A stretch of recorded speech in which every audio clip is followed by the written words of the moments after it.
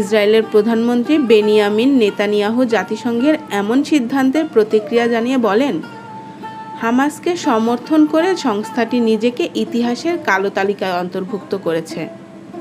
ফিলিস্তিনের president Mahmoud Abbas জাতিসংঘের সিদ্ধান্তে সন্তোষ প্রকাশ করে জানান, অনেক আগেই ইসরায়েলকে কালো তালিকায় যুক্ত করা উচিত ছিল। এদিকে যুক্তরাষ্ট্রের যুদ্ধবিরতির প্রস্তাবের মধ্যেই গাজায় বর্বর হামলা চালিয়ে যাচ্ছে ইসরায়েলি বাহিনী।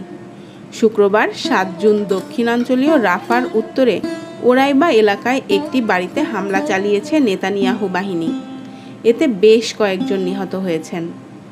গেল 8 মাসেরও বেশি সময় ধরে চলা ইসরায়েলি আগ্রাসনে গাজায় প্রাণ গেছে 36,500-এরও বেশি নিরীহ ফিলিস্তিনের, যার মধ্যে 15,500-এর বেশি শিশু।